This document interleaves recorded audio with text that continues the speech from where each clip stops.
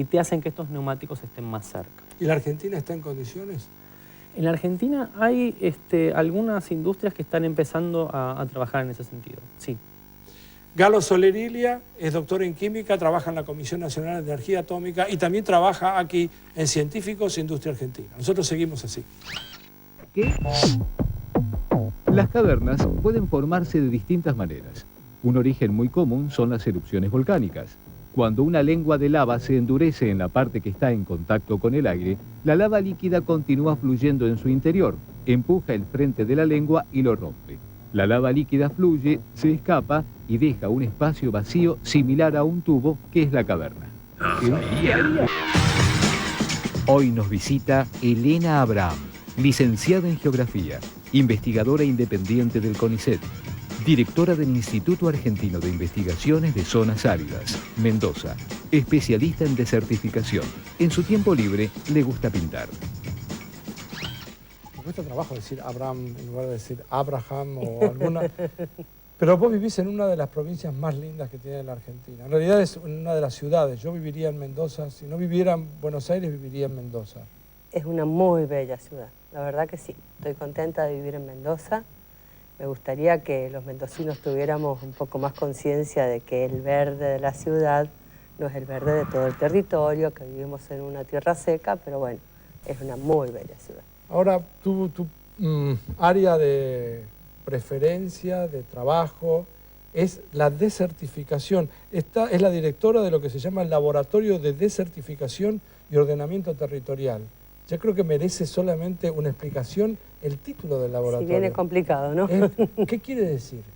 La desertificación es el avance de las condiciones de desierto, pero por mal uso que hacemos de las tierras secas. O sea, las tierras secas tienen una fragilidad inherente. ¿Qué quiere decir? Me doy cuenta por definición, sí. Pero ¿qué se llama una tierra seca? Una tierra seca es una tierra que tiene déficit de agua, déficit de precipitaciones. Ajá. Y que tiene muchas otras características. De precipitaciones, sino que viene y también de las napas. Claro, lo que se llama el balance hídrico es deficitario. Ajá. Deficitario para las necesidades de las plantas y de la población, fundamentalmente. Pero esas tierras secas abarcan una inmensa gama de ecosistemas y de situaciones. Desde las hiperáridas, que es a las que normalmente y vulgarmente les llamamos desiertos, uh-huh. Las áridas, las semiáridas, las subhúmedas secas, con toda una gradación de las condiciones de aridez hasta llegar al húmedo. ¿Me puedes dar una descripción así un poco apurada de cómo, no en porcentaje, sino, por ejemplo, digamos, ¿hay zonas desérticas en la Argentina? ¿Desértica sí, por definición? Sí, sí. ¿Dónde? Tenemos hiperáridos fundamentalmente en Mendoza, en San Juan, y alguno en La Rioja. En La Rioja. Sí. El otro extremo sería la parte húmeda, la pampa húmeda. La parte húmeda, la pampa húmeda y el litoral, ¿no? Ajá. Pero la sorpresa que nos llevamos siempre es que cuando vemos un mapa de distribución de estas tierras secas, no hablemos solo de los desiertos, sino de todas aquellas tierras que tienen algún déficit de humedad, nos damos cuenta que el 70% del territorio del país ¿El son 70%? El 70%. Pero entonces, ¿de dónde sale el mito que en la Argentina uno ahora tiene una semilla y algo crece, uno hace crecer cualquier cosa? Crece en la pampa húmeda. O sea que los que dicen eso son los que viven en la pampa húmeda, ¿o creen que la Argentina está referida a eso nada más? Claro, yo creo que sí, es una herencia, ¿no?, de la percepción. El otro tema es que el 86% de la población argentina es urbana. Uh-huh. Entonces, gran parte de estos mitos, de estos imaginarios colectivos se hacen en las zonas urbanas. Uh-huh. Y si nosotros estamos en una ciudad como Buenos Aires o en una ciudad como Mendoza, que es una ciudad construida sobre la base de la irrigación, donde tenemos acequias, le llamamos la ciudad bosque porque hay una gran cantidad de arbolado urbano. Y bueno, un niño que crece ahí y no le están diciendo permanentemente que está rodeado de una tierra no irrigada, que es el secano, el mal llamado secano, una tierra no irrigada, no se va a dar cuenta que está en una zona que tiene problemas de abastecimiento de agua. Lo mismo pasa en Buenos Aires, ¿no? Muchas veces para construir la riqueza, por ejemplo, de un oasis como Mendoza, se ha recurrido al capital natural y también al capital social, bajo la forma de mano de obra, de estos territorios no irrigados. En el caso de Mendoza, el ejemplo más concreto es la degradación del bosque de algarrobos. El algarrobo es un árbol, es el árbol para los pueblos originarios y tiene muy lento crecimiento, es un bosque que cuando alcanza su máxima expresión es un bosque sérico, pero muy importante. ¿Un bosque sérico? Sérico, o sea, seco, de muy lento crecimiento, que tiene una función muy importante desde el punto de vista de los servicios que cumple para el ecosistema. ¿Qué pasó? Cuando se construye el modelo vitivinícola en Mendoza, fines del siglo XIX, principios del XX, llega el ferrocarril, empieza a expandirse la ciudad, ¿qué se necesitaba? Se necesitaba recurrir a madera. La madera que estaba más cercana era la madera del bosque de algarrobos. Si se ve el patrón de establecimiento de las estaciones del ferrocarril y de los ramales del ferrocarril en la provincia de Mendoza, sobre todo desde el central hacia el sur y hacia el norte, el patrón tiene que ver con la existencia del bosque. El bosque prácticamente se terminó se deforestó prácticamente todo. En este momento lo que queda son rebrotes de ese antiguo bosque y fue a parar al crecimiento de la ciudad de Mendoza, al mismo ferrocarril que necesitaba para alimentar sus máquinas de vapor la madera y al crecimiento del oasis bajo la forma de conducción del viñedo. Elena, de todas maneras, yo ahora voy a jugar un instante de abogado del diablo. Pero no porque no esté de acuerdo contigo, sino porque quiero tratar de entender si hubiera habido alguna otra alternativa. Porque en el momento que se estaba empezando, porque vos estás haciendo una descripción de algo que pasó durante 100 años o 150 años, entonces en algún lugar era razonable. La gente quería llegar a la ciudad, porque en la ciudad estaba, como hoy, en las grandes ciudades está el dinero, está la posibilidad del trabajo, está la posibilidad de la vivienda, o por lo menos la fantasía de que es mejor la ciudad. Los ramales del ferrocarril fue el que trajo riqueza a la Argentina al mismo tiempo. ¿Estamos de acuerdo? Estamos totalmente de acuerdo. O sea, era razonable. Era razonable. Cuando vos necesitas la madera no la vas a ir a buscar a 1000 kilómetros. Es la lógica de la construcción del modelo del momento. Lo que no podemos hacer nosotros es, a esta altura, después de 2 siglos, seguir con esas lógicas. Es que no tenés el bosque hoy ahora. Por eso, pero es que tenemos que entender, lo que tenemos que saber es que antes había un bosque, que estas zonas que eran productivas con anterioridad fueron degradadas, desertificadas, porque se retiraron sus recursos para construir riqueza en otra parte, que fue el modelo que se eligió en ese momento, fue un contrato social.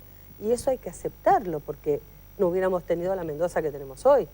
Lo que digo es, en este momento, uno de los problemas más serios que tenemos en Mendoza y en todas las tierras secas del país, es un modelo que se repite, es un patrón, es lo que llamamos el desequilibrio territorial y la falta de equidad social. ¿Qué significa eso?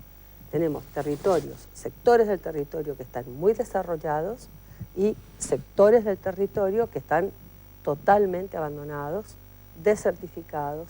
La gente que vive en esos territorios, que son las tierras secas no irrigadas, son personas que adolecen de un grado de pobreza muy importante, sus tierras están degradadas, tienen una producción de subsistencia, normalmente son pastores de cabras, con problemas muy serios de salud y de infraestructura. Son tierras que al no tener gran cantidad de población, porque nuestros desiertos al revés de muchas tierras secas, por ejemplo las de Brasil, del norte de Brasil, son en el más estricto sentido de la palabra desiertos, o sea, no habitados. El desierto viene de desertare, que significa un lugar donde la gente se va, claro. O se fue. Entonces aquí nuestra gente se fue. ¿Y dónde se fue? A la periferia de las ciudades, a alimentar los cinturones de pobreza, dejando las tierras abandonadas o dejando a su familia con la esperanza de que en algún momento las cosas van a cambiar. Hacemos una pausa. Estoy hablando con Elena María Abram, y que es licenciada en Geografía, es profesora, es la directora del Laboratorio de Desertificación y Ordenamiento Territorial, es mendocina, de eso no cabe ninguna duda. Todo el resto no sé, pero que es mendocina seguro y es encantador el acento con el que habla. Enseguida venimos. Después de la pausa, seguimos descubriendo qué es la desertificación y momentos después nos vamos a Ushuaia para conocer cómo era el clima en el pasado. Ya volvemos. Que es profesora, es directora del Laboratorio de Desertificación y Ordenamiento Territorial y también directora del DIADISA. ¿Qué es el DIADISA? El DIADISA es el Instituto Argentino de Investigaciones de las Zonas Áridas. Es un instituto CONICET. Depende del CONICET. Depende del CONICET. En realidad depende del CONICET y también del Gobierno de Mendoza y de la universidad. Un instituto que tiene más de 40 años en el estudio de las tierras secas. Ahora, para poder evitar lo que vos describías como una de las causales de que hoy se haya producido la deforestación, etcétera, que lo que sucedió en los últimos 100, 150, 200 años, hay además una cuestión política, tiene que haber una decisión política. Alguien tiene que tomar decisiones pensando no en lo inmediato, sino, bueno, ¿qué queremos que pase dentro de 50 años, dentro de 30 años? Digamos, ¿ustedes son consultados? O sea, ya no hablemos solamente de la Argentina en particular, en Mendoza, en la zona de Mendoza, Mendoza, San Juan, La Rioja, Catamarca, ¿ustedes, alguien los consulta, les pregunta? En este momento las cosas en los últimos años han cambiado un poco. ¿Para mejor? Para mejor, en el sentido de que, bueno, tenemos que hacer distintos niveles, ¿no? A nivel internacional, a nivel nacional y a nivel provincial. A nivel internacional hace mucho tiempo que se ha tomado conciencia de esta cosa de la desertificación, que es un problema mundial, que tiene connotaciones tan dramáticas y tan importantes como las del cambio climático. Y como tal, está tomado en cuenta por las Naciones Unidas. Hay una convención internacional de lucha contra la desertificación que recientemente se reunió en Buenos Aires. Pero vos vas a estar de acuerdo conmigo que el calentamiento global tiene una prensa que no tiene la desertificación. Ahí estamos. Lo que pasa es que la desertificación es la convención de los pobres. Es la convención de los... a ver, la mayor parte de las tierras secas abarcan países en vías de desarrollo y se la asocia, y en la realidad es así, a la pobreza, ¿no? Son países con una gran población empobrecida. Entonces, bueno, digamos que las prensas son diferentes. No hemos tenido la suerte de tener un premio Nobel ni... Que como Al Gore. Claro, que bueno, pero eso también tiene con toda la prensa y toda claro. la cosa en todo el mundo, pero influye en algo, influye en el conocimiento de la sociedad. Cuando nosotros tenemos una sociedad informada, es una sociedad que sabe lo que tiene que reclamar. Entonces, ahí se producen políticas de Estado. Porque yo siempre digo, la educación, el conocimiento, la información, esto que estamos haciendo en este momento, significa que mucha gente se está enterando de algo que a lo mejor no tenía la menor idea. Por ejemplo, yo. No, Eso es grave. Pero es que es grave, pero es así. Antes de que yo hiciera la nota contigo y me preparara para hacerla, no tenía noción. Yo tengo algunos datos acá. El 75% del territorio argentino presenta condiciones de sequedad. Más de 10 millones de personas viven en estos suelos. En esta zona seca se produce casi el 50% del total agrícola-ganadero que genera el país. Son datos impactantes. Son datos impactantes, claro que sí. Entonces yo me siento muy bruto de no haber hecho algo antes. Yo creo que lo primero que hay que hacer es lograr que mucha gente conozca el problema, empoderar a la gente con el conocimiento y que la gente empiece a demandar políticas para revertir esto. En este sentido, hay en la Argentina un programa nacional de lucha contra la desertificación y la sequía que está coordinado por la Secretaría de Ambiente y Desarrollo Sustentable, que yo creo que fuimos de los primeros países que empezó a implementar este programa nacional en consonancia con la Convención Internacional. Somos país miembro y aportamos a la Convención, y la Convención que nos dice, señores, tienen que trabajar ordenando el territorio. Se organiza este programa de acción nacional desde el 96, que se está trabajando, y se empieza a trabajar en conjunto con el INTA, con las universidades, con el CONICET, con las organizaciones no gubernamentales, bueno, con todos los sectores que tienen que hacer algo por el tema de la desertificación. Y así hay acciones que son muy interesantes a nivel del país. Lo que pasa es que siguen siendo acciones muy puntuales, esporádicas, aisladas, y lo que hay que lograr es que esas lecciones que hemos ido aprendiendo a golpes durante tanto tiempo y con muy poco financiamiento, seamos capaces de articularlas en un gran territorio, porque el problema está en un gran sector del territorio. Y la buena noticia para nosotros, por lo menos, es que también a nivel provincial se ha sancionado hace muy poquito la ley provincial de ordenamiento de los usos del suelo, de ordenamiento territorial. Y bueno, nos están consultando mucho con respecto a qué visión de Mendoza se necesita para los próximos años. Y el IADISA tiene ahí una gran responsabilidad, que es empezar a hablar de las dos Mendozas, de la Mendoza del Verde, de la Mendoza de las tierras no irrigadas, de la necesidad de lograr este equilibrio territorial, de la necesidad de lograr mayores condiciones de infraestructura social en las tierras secas, porque son lugares abandonados en la mayor parte del país, y la gente que ahí vive no tiene agua potable, no tiene energía, no tiene caminos, no tiene educación. Entonces, lo que hay que lograr para lograr un desarrollo, un despegue de estas tierras secas, es primero el conocimiento, trabajar con la gente, lograr la infraestructura, que los tomadores de decisión se involucren, lograr políticas de desarrollo, pero sobre todo también tener desarrollado, listo, modelos alternativos de desarrollo que sean sustentables. Muchas veces uno se pregunta cuántas cosas ignora. En mi caso, digamos, la ignorancia es, digamos, es tan poco lo que uno sabe, pero en otros casos también la pregunta es ¿por qué uno sabe tan poco de determinadas cosas? ¿A quiénes les interesa que haya cierto tipo de información que no sea conocida? O sea, el hecho que vos describías recién de la prensa, que la prensa habla, y yo formo parte de esa prensa, hablamos del calentamiento global y está en la agenda de casi todos los días, en todos los diarios nacionales. En cambio, el problema de la desertificación no, y la contestación tuya con respecto a que este es un problema de los pobres es determinante. Eso explica claramente, la gente que no tiene acceso, que no tiene poder adquisitivo, no tiene posibilidades de manifestarse. Entonces, sus problemas son virtualmente desconocidos para el resto, para aquellos que tenemos más posibilidades, lo cual es realmente criminal. Gracias por haber venido. No, muchas gracias por permitirme contar esto, ¿no? Esto...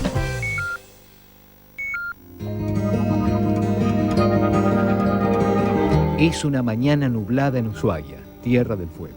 Un equipo de científicos realiza los últimos preparativos para una jornada de trabajo en un lugar muy especial. 60 kilómetros al norte de la ciudad se encuentra la turbera Terra Australis, un sitio casi intocado por el hombre. Bajo la superficie de este manto de musgo se esconden los secretos del pasado climático de la región. Bueno, estamos en 54 grados sur, como siempre, 36 minutos, 58.9 segundos. Longitud 67 grados oeste, 46 minutos, 15.3 segundos. Estamos en una turbera de musgo sphagnum. Todo esto rojo que se ve y que forma estos cúmulos o estas montañitas es este musgo. El musgo Sphagnum magellanicum, que es un musgo que tiene la propiedad de absorber una gran cantidad de agua. Turbera Terra Australis.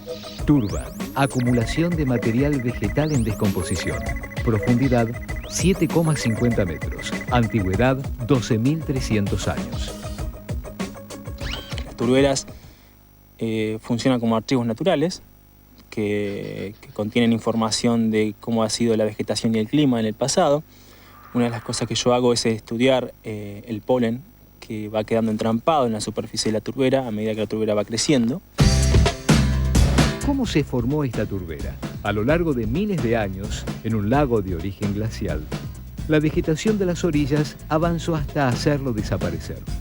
El musgo ascendió formando cúmulos y al mismo tiempo zonas deprimidas juntaron agua. En esas charcas la materia orgánica murió y se acumuló. La interacción entre zonas que crecieron y zonas que se inundaron fueron formando muy lentamente distintas capas de materia orgánica en descomposición. Ahora vamos a ir hasta el 1,50 m. Hasta allí teóricamente tendríamos que encontrar sphagnum, o sea, este mismo musgo rojo, con poca humificación, es decir, poco degradado. Andrea es geógrafa y llegó a Ushuaia en 1987 para trabajar por 2 años, pero terminó quedándose más de 20. Estar acá significa estar al lado en el laboratorio de trabajo. Estar acá significa decir, bueno, hoy me voy a muestrear o a hacer el mapa del valle porque hoy está bueno y hay buenas condiciones, entonces salgo y a la tarde vuelvo a casa. O sea, no tengo que hacer un viaje de 3.000 kilómetros con todo lo que ello significa en cuestión de tiempo, de inversión de dinero y de logística. Federico es el encargado de manipular el muestreador. Consiste en una cuchara de acero inoxidable encastrada a una serie de tubos de 1 metro de longitud. Federico la inserta verticalmente en el suelo blando y le da una vuelta completa a la manivela para que la cuchara tome el material y se cierre. Cuando giramos para tomar la muestra, lo que hacemos es, de los diferentes niveles de la turbera, extraer el polen y las esporas. A partir de ese polen y espora, determinamos cómo era la vegetación en el momento, porque se entrampa tanto el polen de la vegetación de la turbera como de la región. Estudiamos cómo fue evolucionando la vegetación a través del tiempo y los cambios que se producen en la vegetación siempre responden a cambios climáticos. Entre 1,30 y 1,50 o menos 40, acá. Sí, 1,40. Sí. Tenemos vuelta de Fagnum. Menos El agua, humidificada. claro, el agua sale más clara, mayor cantidad de agua, así que es un estado de humidificación 1, H1.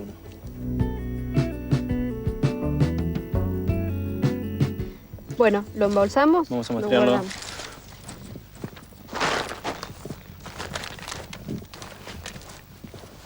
Esta vegetación está en un ambiente anaeróbico y muy ácido, entonces tiene la capacidad de preservar algunos elementos de la naturaleza. Además del polen y las esporas, en la turbera también quedan atrapadas unas algas diminutas unicelulares llamadas diatomeas. Este es el tema de investigación de Marilén, la única fueguina del equipo. Son buenos indicadores paleoambientales porque su diversidad depende del pH, de la salinidad, de la claridad del agua, de la turbidez, de la temperatura también. De acuerdo a las asociaciones de diatomeas que tengamos, podemos saber si estuvimos en un ambiente de turba o en un ambiente salobre, en un ambiente pantanoso o en un lago en su esplendor. También las turberas nos sirven desde el punto de vista del relieve, de entender cómo se forma el relieve. Esta turbera, por ejemplo, está emplazada alrededor de está rodeada por colinas, que es donde está el bosque. Esas colinas fueron formadas por glaciares, las llamamos morenas. Entonces, si llegamos hasta la base de las turberas y conseguimos materia orgánica puesta dentro de los sedimentos que formaron la laguna o el lago donde empezó a formarse la turbera, entonces podemos saber cuántos años hace que el hielo ya no estaba más aquí. Podemos usar las turberas como elementos para calcular la edad mínima del retroceso de los glaciares. ¿Querés que te ayude a tirar? Dale. De acá, de arriba. En el próximo bloque te contamos los secretos mejor guardados de esta turbera.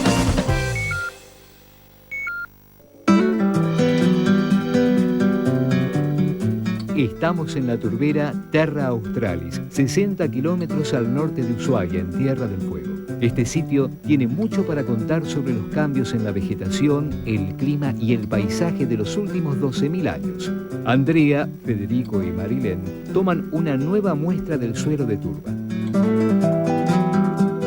A más de 6 metros de profundidad encuentran una capa de 5 centímetros de ceniza volcánica. Esa ceniza, por la profundidad, podría ser de la erupción del Hudson. Sí, por la profundidad y por la edad radiocarbónica de la turba que está inmediatamente debajo de la ceniza. Sí. Ya esa datación radiocarbónica ya la tenemos y nos confirma una edad cercana a 5.800 años, que es la edad promedio calculada para la gran erupción del volcán Hudson, que bueno, es un volcán que está en el arco volcánico austral en Patagonia. Debajo de las cenizas aparecen los restos de otro tipo de vegetación, una planta de la familia de los juncos llamada Carex. Entonces, ambientalmente esto es crucial. Hay que imaginarse todo el lugar cubierto por más de 6 centímetros de ceniza, sepultando la vegetación y los suelos de ese momento. Sí, que cambió características de las turberas para siempre, ¿no? Porque las turberas, después de esa depositación de ceniza, nunca más, por lo menos esta, volvió a tener carex en su superficie. En su superficie. Y si lo pensamos, si esto era lo que hoy vemos como turba de carex, era un pastizal, un área graminosa en donde la fauna venía a alimentarse, luego de quedar sepultada por 6 o más centímetros de ceniza, esa posibilidad para la fauna desaparece. Sí. O sea, es una crisis ambiental importante, no solo para las plantas, sino también para la fauna silvestre de aquella época. Termina el día de trabajo en la turbera. Cargados con las muestras, el equipo parte hacia el laboratorio del CADIC en Ushuaia.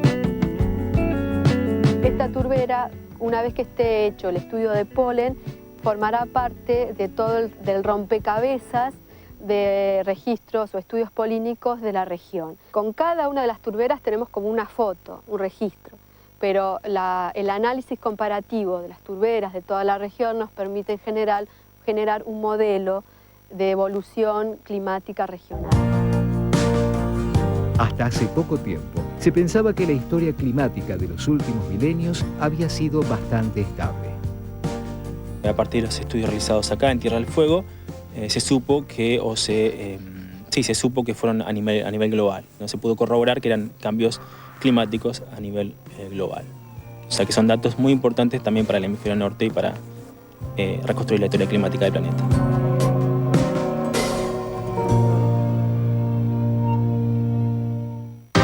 Historia para poder entrenar. Incluso existen ejemplos bíblicos de esta afirmación, como las marcas con sangre de cordero que los judíos esclavos hicieron en sus casas. Esto sucedía en Egipto para evitar la muerte de su primogénito. Los judíos sabían que por esas casas no pasaría la plaga. Esto es ni más ni menos que un mensaje encriptado. Y no se puede pensar la criptografía sin asociarla a la seguridad. Dormirse con la tranquilidad de estar ante un sistema criptográfico infalible puede traer muchísimos dolores de cabeza. Como se las trajo al secretario alemán de Asuntos Exteriores, Arthur Zimmermann, quien en el año 1917 envió un telegrama en el que se instruía al embajador en México para que intentara formar una alianza. El telegrama cifrado fue interceptado, lo que precipitó el ingreso de Estados Unidos a la Primera Guerra Mundial y también la derrota alemana. Hoy en día no se puede pensar el mundo financiero sin pensar en la criptografía. Los movimientos interbancarios, las compras electrónicas y los envíos de datos secretos pueden ser seguros gracias a la criptografía. Es decir, gracias a la seguridad que a veces pueden dar las matemáticas.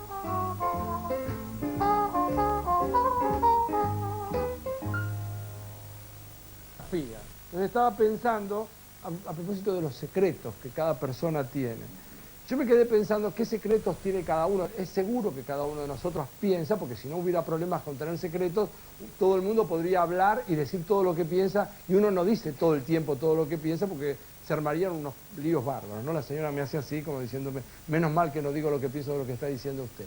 Pero al margen de eso, digamos, uno en realidad, por ejemplo, tiene un secreto cuando tiene una cuenta de correo electrónico, tiene un password, tiene una clave para entrar. O cuando uno retira dinero de un cajero automático, está poniendo un número de PIN. En definitiva, estamos llenos de secretos. Pero al margen de los secretos que uno quiere proteger, algunas veces los quiere compartir. Pero los quiere compartir y no con todo el mundo. Yo puedo hacer una réplica de la llave que tengo para entrar a mi casa y la comparto con la gente que está. La criptografía, en algún sentido, es una manera de poder enmascarar, si yo quiero compartir algo con alguien, le quiero mandar un mensaje a alguien, se lo quiero mandar al joven que está sentado acá en la primera fila. Si lo tengo cerca, le hablo.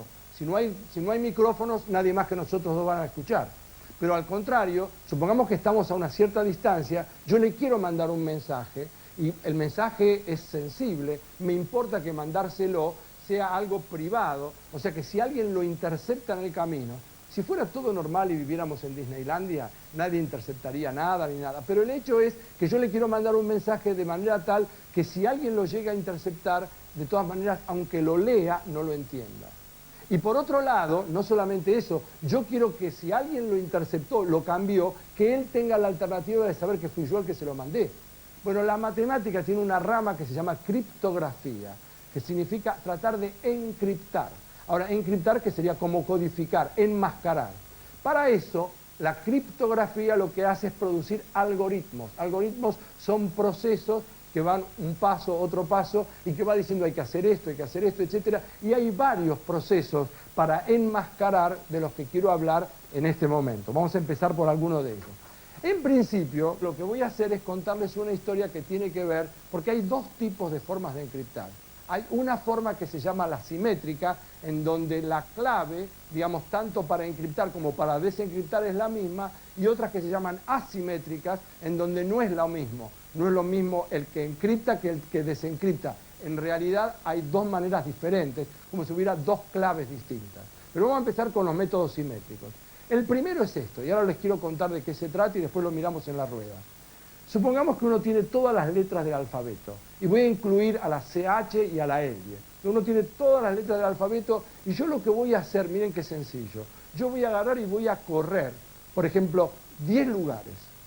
Entonces, ven, por ejemplo, ahí donde está la letra A, yo le puse un número, pero supongamos que yo la voy a correr a todo, quiero mandar un mensaje, y supongamos que a la letra A, cada vez que aparezca la letra A, la voy a correr 10 lugares. Entonces la letra A va a ir a parar, si la corro 10 lugares, 0 más 10, va a ir a parar a una J. Entonces cada vez que aparezca una A voy a poner una J.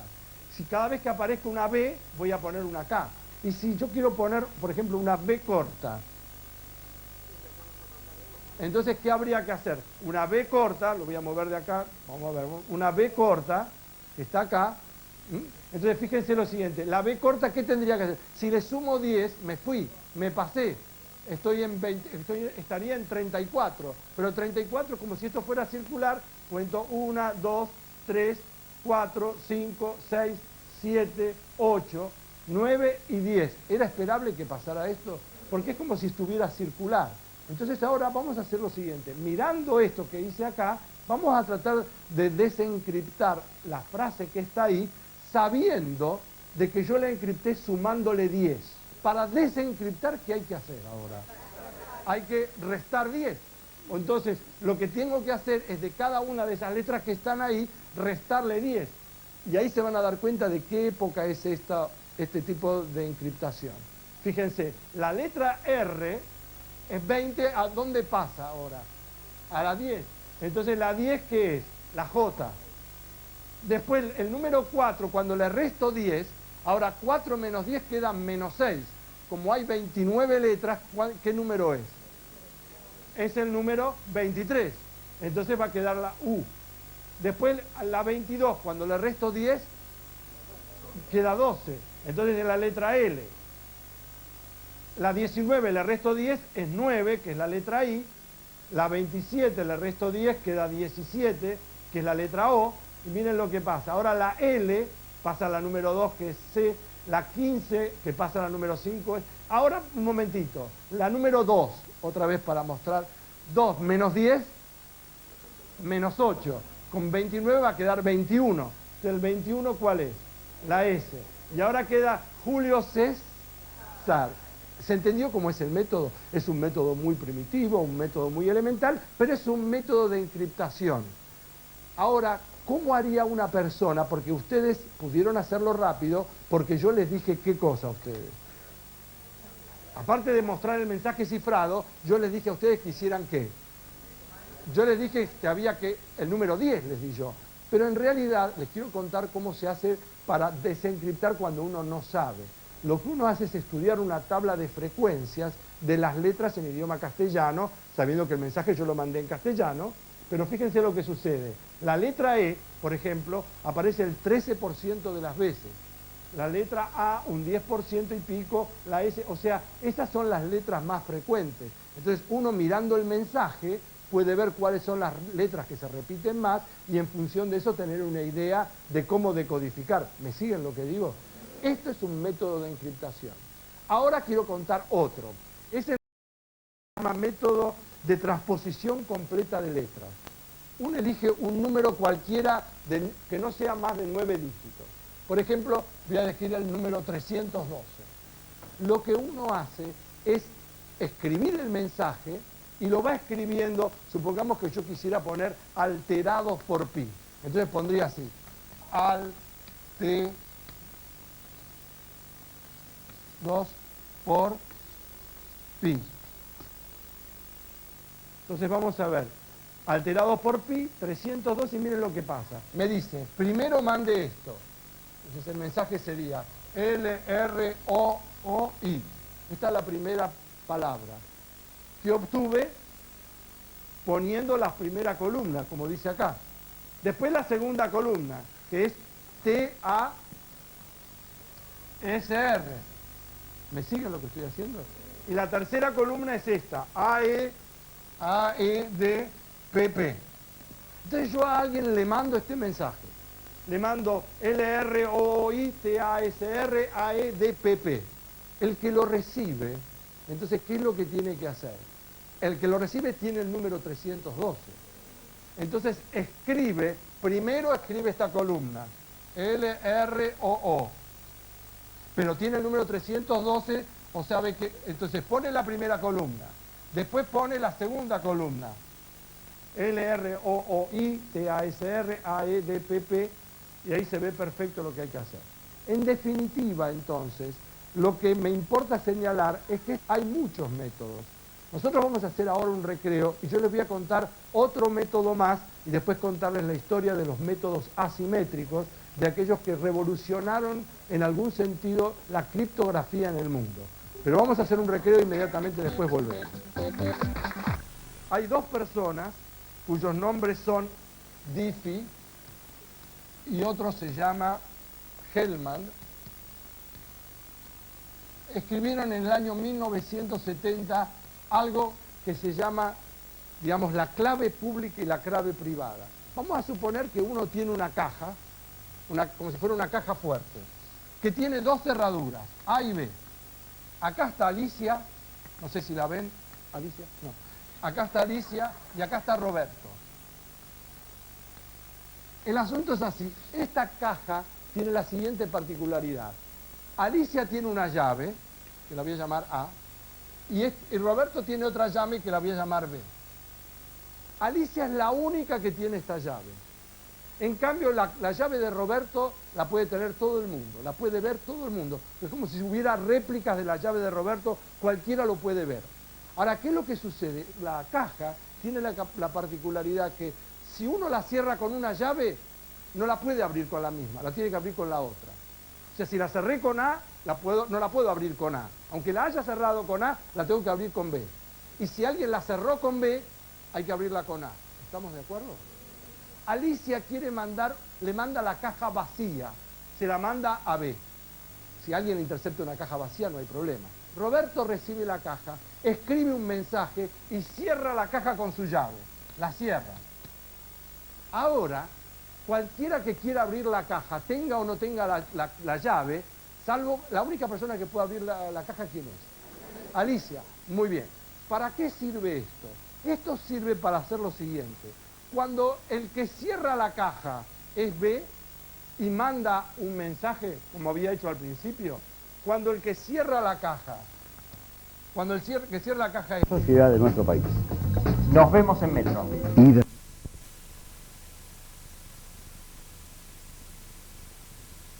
inecuación y luego una ecuación.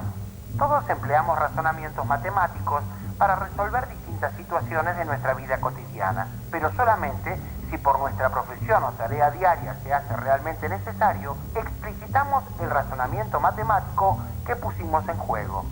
Ecuación, inecuación, alto. Antes de que venga lo que viene...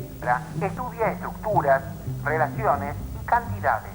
Una expresión algebraica es una combinación de variables, números y por lo menos una operación. Álgebra, ecuaciones... Me falta un elemento. El profesor. El álgebra es una parte de la matemática en la cual las operaciones aritméticas son generalizadas empleando números, letras y signos. Cada letra representa simbólicamente un número y los otros signos pueden representar operaciones o una relación. Cuando alguna de las letras representa un valor desconocido, se llama incógnita. El álgebra se caracteriza por simbolizar los números con letras y operar con ellas. Este procedimiento nos permite generalizar relaciones y de ese modo agiliza la resolución de problemas que tienen estructura común y la resolución de ecuaciones. Es decir que con el álgebra podemos hacer un gran ahorro de esfuerzo y obtener de una sola vez lo que de otra manera llevaría muchos pasos. Una ecuación es una igualdad entre dos expresiones algebraicas. En ella aparecen números y letras, o sea, incógnitas, relacionados mediante operaciones matemáticas. Si en lugar de una igualdad se trata de una desigualdad entre dos expresiones matemáticas, se denomina inecuación, que es una expresión referida al tamaño y orden relativo de los elementos. Esta notación significa que A es menor que B. Y por el contrario, esta notación quiere decir que A es mayor que B. Pero el álgebra es mucho más que manipular signos y procedimientos. Hace falta comprender los conceptos involucrados, las estructuras y sus principios, la potencia del empleo para registrar ideas y profundizar la interpretación de situaciones.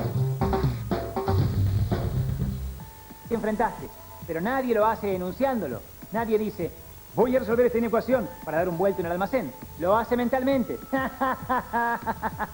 Ya te veo en el almacén. Debo decidir si compro o no los duraznos que cuestan 8. Cuando tengo 55 y sé que necesito 46 para los ingredientes que me encargó mi tía. Lo que ocurre es que una persona piensa 55 menos 8 igual 47 y decide que sí puede gastar 8 porque 47 es más que los 46 que debe reservar para el resto de la compra. Ah, pero ahí hay escondida una inecuación. Fíjate, si se nos ocurre nombrar con X lo que cuesta un producto que querés comprar, entonces lo que debe ocurrir es que ese valor más lo que gastes en el resto de la compra no debe superar la plata que tenés. Algo que podemos escribir así: X más 46 menor o igual a 55. Es decir, como una inecuación. Para resolverla hacemos X menor o igual a 55 menos 46. Por lo tanto, X menor o igual a 9. Lo que se concluye es que se puede comprar cualquier artículo cuyo precio sea menor o igual a 9. Como muy bien concluiste vos, es posible gastar 8 en algún producto, ya que X igual a 8 es una de las soluciones de la inecuación, porque 8 es menor o igual a 9. Resuelta la inecuación. La lista de la tía Clota incluía harina, huevos, molde, esencia de vainilla y los duraznos que vos agregaste. Por todo eso habías pagado 54. Eso lo podríamos expresar como una ecuación así: harina más huevos más duraznos en almíbar más molde más esencia de vainilla igual 54.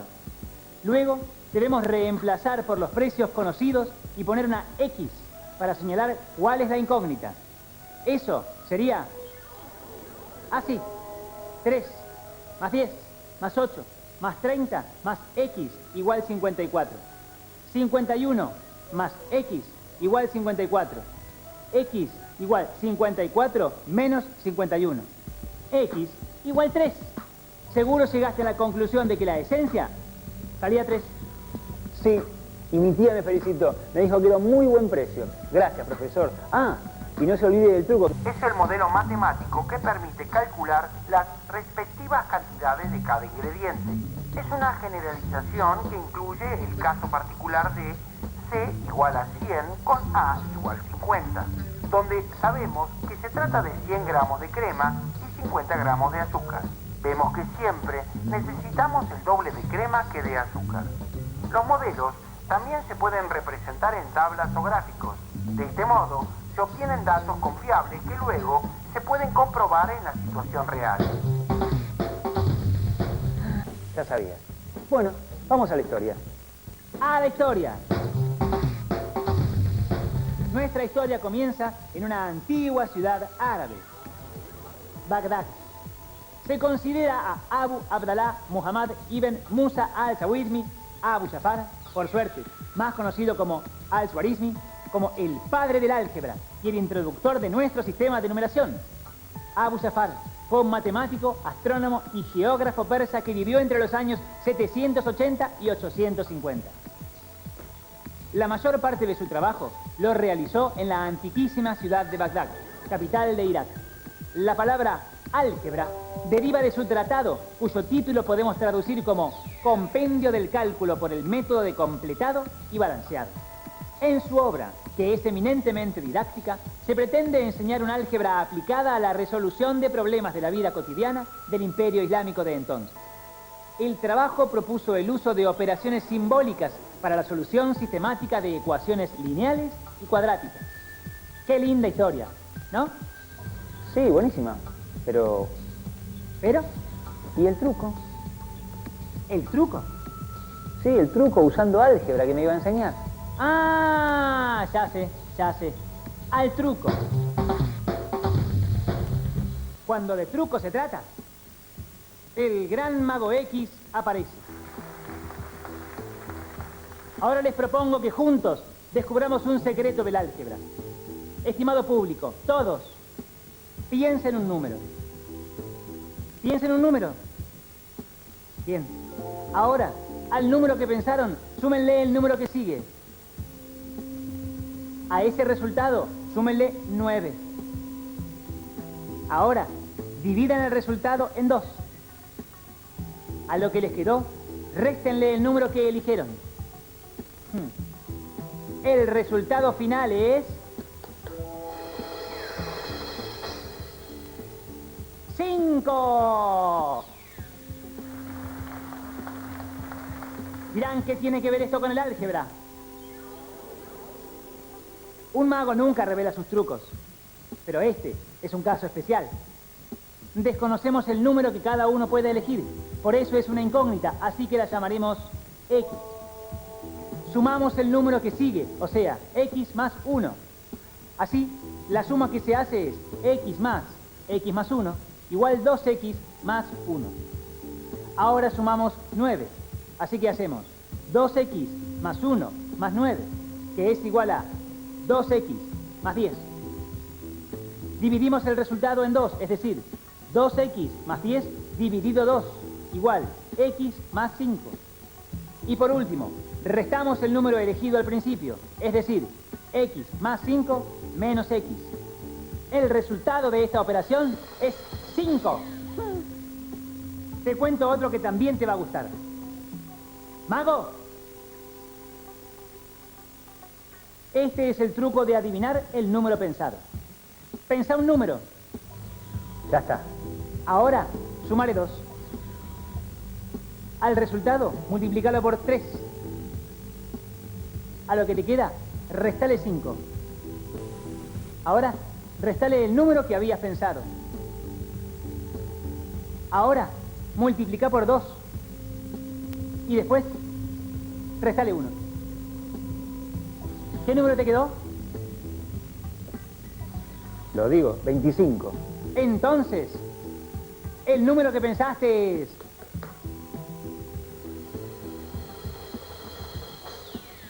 6. Sí, asombroso, ¿cómo lo sabía? ¿Por qué podemos adivinar el número? El secreto es muy fácil y se basa en ecuaciones. Para comprender, hay que mirar la columna de la derecha de la tabla, donde las indicaciones están traducidas al idioma del álgebra. Mirando esa columna, se puede comprender que si se ha pensado cualquier número X, entonces, realizadas todas las operaciones, se obtendrá 4X más 1. Conociendo este resultado, no es difícil adivinar el número. Si alguien dice que el resultado es 25, entonces se resuelve mentalmente la ecuación 4X más 1 igual 25. Y la respuesta es X igual 6. Es decir, se resta 1 al resultado final. 25 menos 1 igual 24. Y luego, el número obtenido se divide por 4. 24 dividido 4 igual 6. El resultado de esta división es el número pensado, 6. Y tu truco a la carta, aunque no contaría toda esta explicación en tu fiesta. Y me voy a preparar mi próximo acto de magia matemática, que esta noche Yo también debo brillar. Y cantidades. Bien, y trabaja con expresiones algebraicas, que son una combinación de variables, números y por lo menos una operación. Y vimos que es la modelización. Y lo fundamental, expresamos en símbolos matemáticos las situaciones propuestas y operamos con las letras como si fueran números. Ahora veamos juntos un último ejemplo de aplicación práctica de una ecuación algebraica. Ya sé, voy a dar a mi tía Clota. No exactamente, pero transportate. Nuestras pesas tienen 1 kilo de peso. Sabemos que todas las cajas pesan lo mismo, pero no conocemos su peso. Las pondremos sobre una balanza y observando el equilibrio entre pesas y cajas, trataremos de averiguar cuánto pesa cada caja. Ah, está claro. No mucho. ¿Qué estamos haciendo? Para resolver las ecuaciones empleamos el método de compensación de la balanza al respetar en las sucesivas transformaciones la condición de equilibrio entre los dos platillos de una balanza. Mejor lo vamos haciendo. La balanza está en equilibrio. Bien. 3 cajas, 7 pesas. 5 cajas, 2 pesas. Sacamos 3 cajas de cada lado. Entonces, 0 cajas, 7 pesas. 2 cajas, 2 pesas. Ajá. Sacamos 2 pesas de cada lado. Ajá. 0 cajas, 5 pesas. 2 cajas, 0 pesas. Ajá. 5 pesas, 2 cajas. 5 kilos, 2 cajas. Sí, son iguales. 2 cajas, 5 kilos. Para mantener el equilibrio, a la mitad de las cajas corresponden la mitad de kilos. Una caja, 2 kilos y medio. Me entusiasmé con las ecuaciones. Desde ya, Maxi. Las ecuaciones nos pueden ser de mucha utilidad sin que tomemos conciencia de que las estamos usando. Lo importante es darnos cuenta que no son algo imposible de comprender. Hay mucho más por ver. Pero en un rato comienza tu fiesta y el profesor está por presentar su nuevo acertijo matemático. Entonces yo me voy a ayudar a mi tía Clot. Saco 3 cartas del mazo. Las dispongo a mis espaldas. Quédense tranquilos. No las veo. Las cartas se acomodan automáticamente en orden numérico. Ahora, mi estimado público, señores, señoras, niños y ustedes, mis colegas matemáticos, díganme, ¿cuánto suman los valores de las 3 cartas? 24. No escucho. 24. Bien. Ahora díganme cuánto es la resta de la carta más grande menos la del medio. Matemáticos, dejen a los chicos. Ya sabemos que ustedes saben. 5. 5. Siguen adelantándose mis colegas, grandulones. ¿Y la resta de la del medio menos la más chica? 2. A ver. Las 3 cartas son un 5, un 7 y un 12.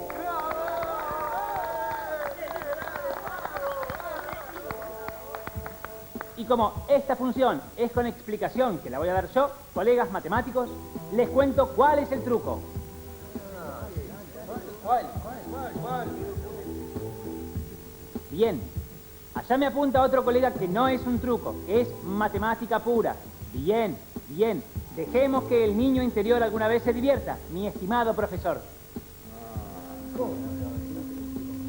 Sigamos con la explicación entonces. Resolví ecuaciones. Ustedes me dijeron, en el orden en que se los pedí, los 3 números, A, B y C.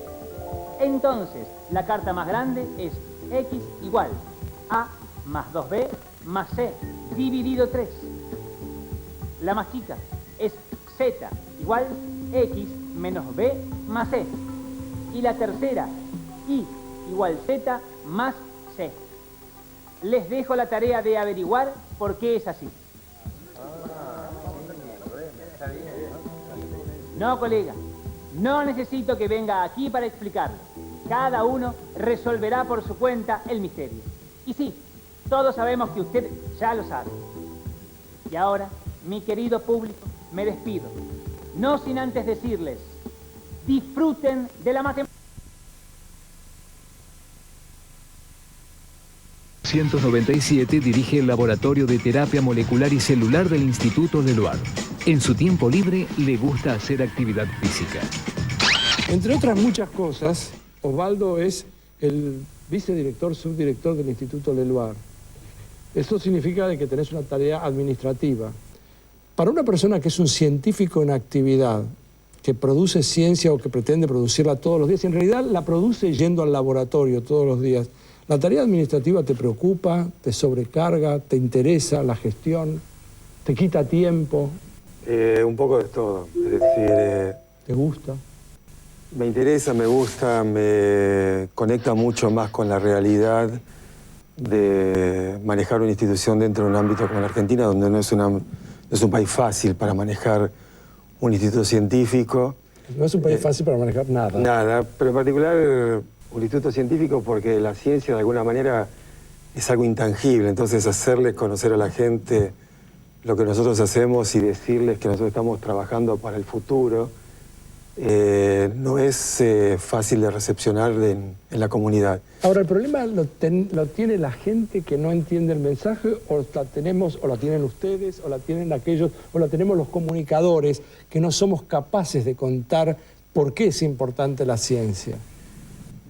Porque yo no es adjudicar la responsabilidad en el receptor en lugar del emisor. Claro, lo que ocurre es que la ciencia y la relación con la sociedad ha cambiado muchísimo desde la época de Leloir. Leloir, digamos, para quienes no recuerdan, fue premio Nobel de Química en el año 70. Entonces, desde ese momento hasta hoy, la relación entre el científico y la sociedad ha cambiado. Sí.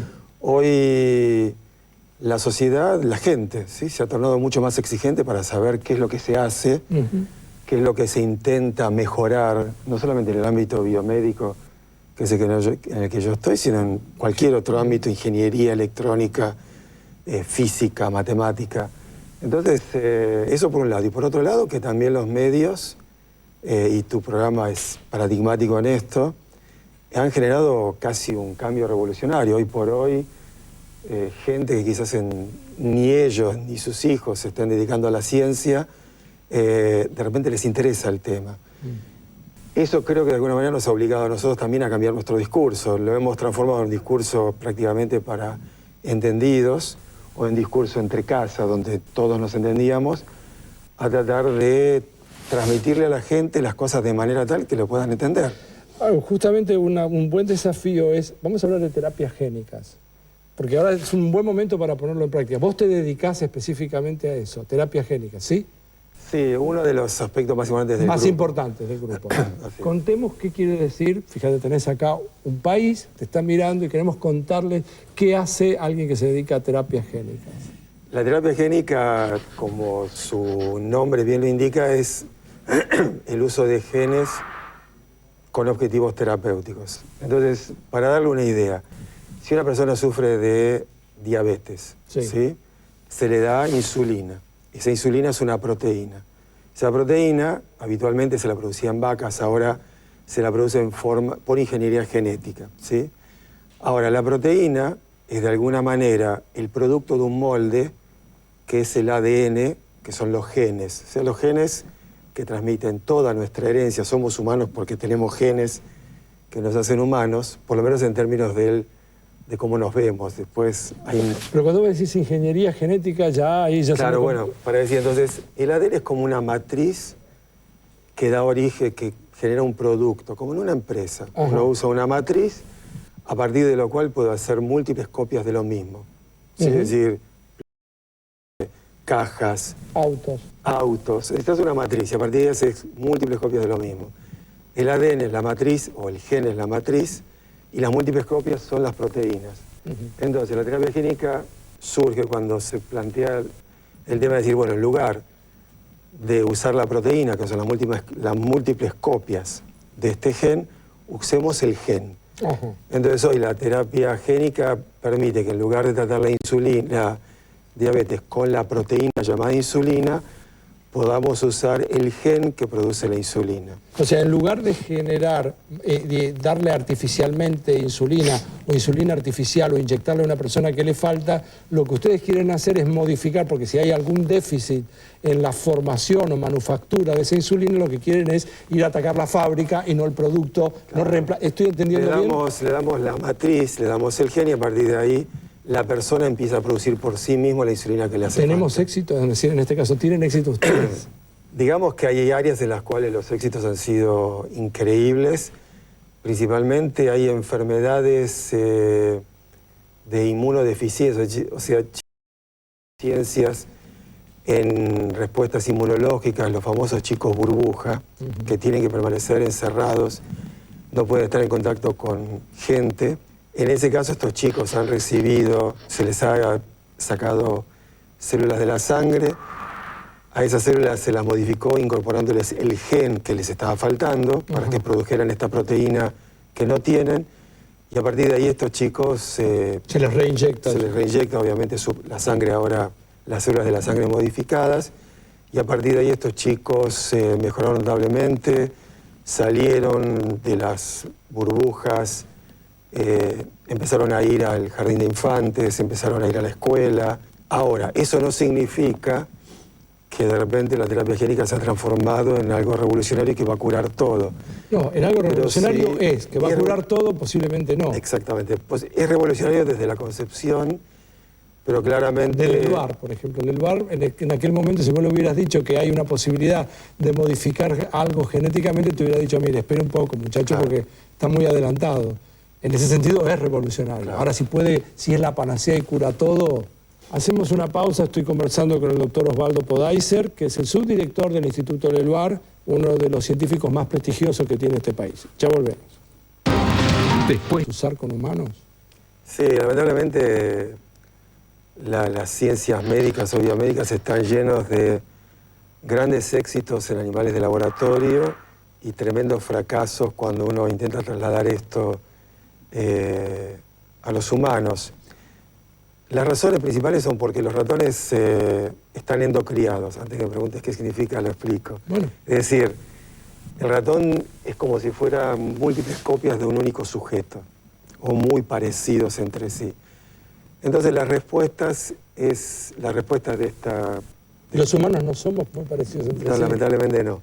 Lamentablemente no. Entonces tenemos diferentes sensibilidad o resistencia a medicamentos. La famosa terapia a medida justamente se basa en la idea de que no todos respondemos de la misma manera a los mismos medicamentos. Terapia a medida significaría que cada persona requiera una cantidad de medicamento diferente en función del individuo. Para simplificarlo sería si a vos te hace mejor para el dolor de cabeza, no sé, un paracetamol y a mí un ibuprofeno, eso evidentemente está en algún lugar designado genéticamente, ¿sí? De ahí hasta las enfermedades más complejas. Entonces, principalmente tiene que ver con eso, que sea tan difícil trasladar lo que nosotros vemos en animales de laboratorio a humanos. De todas maneras, claro, la terapia génica, si uno mira lo que ha ocurrido en los últimos 10 años en términos de cura de animales de laboratorio, prácticamente se han curado todas las enfermedades. O sea, cáncer, que es el área en la cual vos trabajás. Yo trabajo principalmente, o sea, mi grupo está trabajando principalmente, te diría que prácticamente no hay ningún tipo de cáncer en lo cual no se hayan obtenido curas definitivas en animales de laboratorio. Es increíble eso. Es impresionante. Sí. Inclusive nosotros ahora estamos haciendo estudios donde ya, por ejemplo, no sé, para dar una idea, si en cáncer de páncreas, donde justamente uno de los investigadores que están conmigo, Eduardo Caferata, puso a punto un modelo en animales de laboratorio donde el cáncer de páncreas sigue el mismo esquema que el cáncer de páncreas humano. O sea, trabajó bastante sobre eso, chequeamos y funciona igual. Entonces, en un ratón. En un ratón de laboratorio. Pero eso lo que hace es que uno paulatinamente tiene que acercarse cada vez más a la realidad de la situación. Entonces, tener un modelo donde el animal de laboratorio reproduce exactamente la forma en la cual un tumor se disemina en un paciente, es un avance muy importante. Y aunque la gente no lo entienda, toma mucho tiempo lograr eso. Un modelo lo más parecido posible a lo que uno ve en humanos. Mira, yo me siento parte de la gente y me doy cuenta de que debe ser muy complicado tratar de traducir en un modelo algo que un humano o que una persona, un individuo, que somos tan distintos en ese sentido, somos capaces de generar y que haya una manera de atacarlo a todos al mismo tiempo. Bueno, lo que te permite, obviamente, si vos diseñas un modelo lo más parecido posible, después, obviamente, la forma en la cual vas a tratar a ese animal también va a ser cercana a lo que después vas a aplicar en el paciente. Primero, digamos, tengo dos preguntas que se me ocurren inmediatamente. Una con respecto más política, que tiene que ver con la Argentina, y la otra más científica, que tiene que ver con nanotecnología. O sea, en la medida que se producen revoluciones tecnológicas, le dan y le han dado a la biología algunas herramientas extraordinarias. Ni que hablarla del 2000 con la decodificación del genoma humano. Debe haber sido un salto cualitativo. Para nosotros en nuestra área fue fundamental. Fundamental. Es un salto cualitativo posiblemente no visible igual en el resto, no sé, sí, pero no parece visible en el tiempo, en lo inmediato. La nanotecnología, por ejemplo, que es otra rama de la ciencia más ligada a la física, ¿cómo puede colaborar con ustedes? ¿Qué manera hay? ¿Qué es lo que se está haciendo en la Argentina al respecto? Mira, la nanotecnología tiene dos áreas muy claras. Una es la parte más de ingeniería electrónica y todo lo que puede ser con llegar a tener circuitos nano, partículas nano y demás. Y otra es en el área de la medicina. El área de medicina tiene dos aspectos. Uno es la detección de una enfermedad y para eso lo que tenés que son... Una detección temprana de una enfermedad antes de que se produzca masivamente. No. Ese es un punto que si querés después los conversamos. ¿Qué es en otro programa va a tener. ¿Qué significa detección precoz de una enfermedad? Okay. Para lo que nosotros hoy estamos habituados a entender. Pero de todas maneras sería poder visualizar la localización de una enfermedad, por ejemplo un tumor, dónde está localizado. Y entonces en ese caso tener una partícula que está adosada a un compuesto que emite luz y que esa luz puede ser captada, permitiría usar ese compuesto como para hacer una búsqueda de la localización de una enfermedad. En nuestro caso en particular, la nanotecnología viene en ayuda de la terapia génica. ¿Por qué? Porque los genes no son fáciles de administrárselos, de manipular o de administrárselos a un paciente. Entonces lo que hace, y mucho menos si la enfermedad está diseminada, porque en ese caso, en el torrente sanguíneo pueden ocurrir múltiples cosas cuando uno administra una droga, un medicamento, y la nanotecnología puede resolver gran parte de esos problemas. Por ejemplo... Afinando la puntería sería...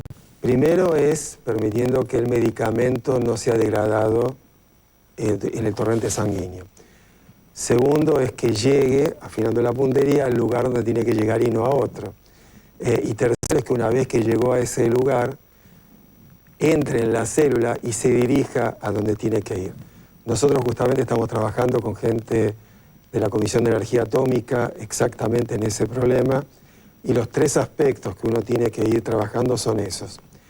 Gente de la Comisión de Energía Atómica está trabajando en otros aspectos más en el área de la electrónica, asociada quizás al diagnóstico, dirigidos por el grupo de Alberto Lamagna. Elizabeth Harris está en la Facultad de Ciencias Exactas también, trabajando en nanotecnología. Es un área, al igual que el de las células madre, que es otra gran área que seguramente podrás hablar con alguien al respecto, son áreas donde las expectativas son enormes y por ahora en la parte médica estamos tomando con mucha precaución. Bueno, él es Osvaldo Podaiser, es el subdirector del Instituto Leluar, y a mí siempre me entusiasma hablar con Osvaldo o con gente que se dedica a esto. Se dan cuenta, hay una persona que va todos los días a su laboratorio y está pensando en formas de tratar de ver cómo descubrir antes, mejor, más eficiente, resolver un problema que no se conoce la solución, tratar de encontrar una droga que resuelva lo que hasta acá no era conocido, la prueba y el error. Una vida fascinante, la vida en definitiva de un científico. Gracias, Osvaldo. Gracias. Nosotros volvemos... Exactamente en 1549, de la mano de los colonizadores españoles. Aunque hoy se la considera un símbolo en nuestro país, la famosa vaca es ni más ni menos que una especie invasora. Durante los siglos siguientes a su llegada, muchas vacas se asilvestraron, es decir, escaparon a su destino de ganado y establecieron poblaciones autosustentables en ambientes naturales. Las vacas cimarronas extendieron sus dominios en la Isla Grande de Tierra del Fuego y en los parques nacionales, los glaciares y el Rey. Camuflándose con su fama y su aire inocentón, este mamífero herbívoro desplaza a la fauna local y protegida, transmite enfermedades como la fiebre aftosa y destruye plantas jóvenes de especies nativas. A simple vista, este ejército invasor parece reducido, a menos que sumemos a sus huestes al ganado que integran miles de vacas que pastorean en ambientes naturales. En ese caso, estaríamos frente a una de las especies invasoras más extendidas en nuestro país. ¿Quién iba a pensar que la querida vaca podía disputar el podio en nuestra sección de invasiones? Doctor Galo Soler Ilia. Galo, contame cómo la nanotecnología puede hacer su entrada en los productos que se usan para la peluquería, o para hacer crecer el pelo, o para proteger el pelo, o para teñir el pelo. Quiero hacerte un comentario que es muy interesante lo que me decís, porque hacer crecer el pelo implica un medicamento, un uso de un medicamento. En cambio, hacer cosmética, modificar el pelo, la apariencia, o tener solamente acción sobre el exterior, no es un medicamento. Entonces las regulaciones que se imponen sobre uno o sobre otro tipo de sistemas son muy diferentes, y el tiempo que tarda un producto en llegar al mercado es mucho más cuando es medicinal que cuando es cosmético. Bueno, pero si yo voy a, por ejemplo, teñir el pelo... Si vos vas a teñir el pelo, podés usar nanotecnología. Sí, pero también tengo que tener cuidado, porque lo puedo teñir con alguna sustancia que sea tóxica. Exactamente. O sea, si bien no es un remedio que supuestamente sirve para mejorar, sirve para envenenar. Absolutamente. Podría servir para envenenar. Absolutamente. Entonces... bueno... las regulaciones tendrían que ser cuidadosas también en ese sentido. Son más breves. Esa es la cuestión. Hay regulaciones para cosmética, pero son mucho más breves. La nanotecnología aplicada al pelo se conoce desde la época de los griegos. Los griegos tenían un producto, de hecho, para cubrir canas, que simplemente lo que hacían ellos era generar sulfuro de plomo. El sulfuro de plomo, ¿sí? La galena es un mineral. Cuando este sulfuro de plomo, que es un compuesto químico, es nanoscópico, nanoestructurado, son pequeñísimas partículas casi invisibles de un intenso color negro. Pero los griegos no sabían que estaban... Los griegos no tenían la menor idea, pero los griegos se ponían una pasta de cal con sales de plomo, una cosa realmente aberrante, pero cuando se metían eso en el pelo, las sales de plomo reaccionaban con las proteínas del pelo. Las proteínas del pelo tienen mucho azufre, por eso... de ahí las propiedades peculiares, y este plomo entraba junto con la cal, destruían las proteínas que daba el azufre libre y se formaban nanopartículas de sulfuro de plomo. De hecho, es un experimento que se recreó hace muy poco, está en una revista científica American de hace poco tiempo, y vieron que se generaba una tintura negra en el pelo. Así que eso es una de las primeras aplicaciones nanotecnológicas de hace 2000 años, más o menos. Háblame del azul. Viniendo más para acá, el pelo es un sistema interesantísimo para todo lo que sea actuación a nivel micro y nanoscópico. Globalmente, la superficie del pelo está formada por unas escamitas. Estas escamitas, cuando uno se tiñe el pelo, uno lo trata con algún compuesto químico que huele bastante mal, con amoníaco, esas escamitas se abren, uno pone agua oxigenada, la agua oxigenada entra, decolora los pigmentos naturales, uno pone nuevamente el colorante que uno quiere y después uno cierra las escamitas.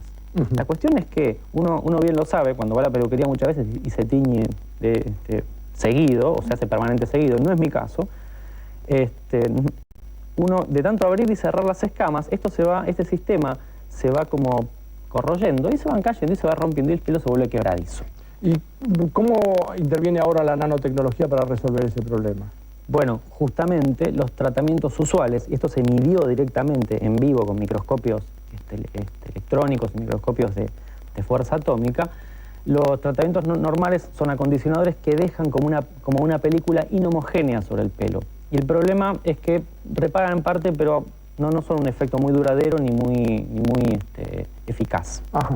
Entonces lo que hizo esta compañía fue usar las mismas proteínas. ¿Te referís a la compañía inglesa? Una compañía inglesa que está desarrollando este tipo de sistemas, hizo un spray basado en las mismas proteínas que componen la cutícula, que son estas escamas, pero más pequeñitas, o sea, nanoestructuradas, proteínas más cortas, mucho más flexibles, que una vez que son aplicadas, rellenan las grietas que quedan y la parte más quebradiza, son más reactivas porque son nanométricas, son más flexibles porque son nanométricas, entonces se adaptan mucho más fácil a los huecos y según las investigaciones y los testimonios de la gente que lo usa, muchas estrellas de cine lo usan, por ejemplo, la recuperación del pelo es mucho más rápida y es mucho más durable este tratamiento que cualquier otro. Él es Galo Solerilia, habla de nanotecnología y nos muestra semana tras semana cuáles son las... En los últimos 20 años, la Patagonia Argentina se convirtió en un paraíso de la paleontología. Hasta hoy, de las casi 1000 especies fósiles de dinosaurios que se conocen en el mundo, cerca de 100 fueron descubiertas en la Patagonia. Gira alrededor de su eje, gira alrededor del Sol, es decir, gira de muchas maneras. Pero una en particular es que gira alrededor de su eje. Y cuando gira, tarda 24 horas en dar una vuelta completa, que es lo que nosotros llamamos un día. Ahora, de acuerdo con algunas estimaciones de los físicos, la Tierra cada vez tarda un poquito más.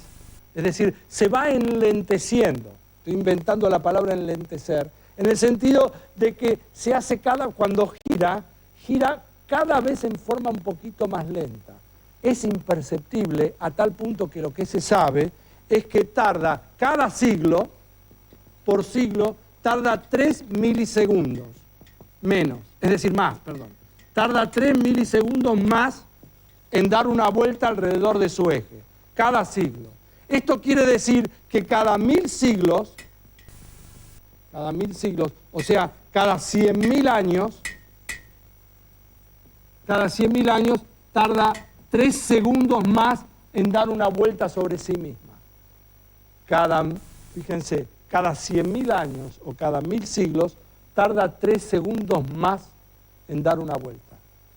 Ahora, de la misma manera que se va enlenteciendo a medida que pasa el tiempo, uno podría reflexionar, pero eso quiere decir que cuando uno va para atrás en el tiempo, la Tierra daba más rápido la vuelta sobre su eje. Si tarda cada vez más, antes, hace muchos años, tardaba menos. En la época de los dinosaurios, unos 120 millones de años antes, vamos a poner 120 millones de años, con estos datos que acabo de escribir, ¿qué pasaba con la Tierra? ¿Qué pasaba? ¿Cuánto tiempo tardaba en dar vuelta alrededor de su eje? ¿Cuánto duraban los días en la época de los dinosaurios? Esto se llama científicos industriales.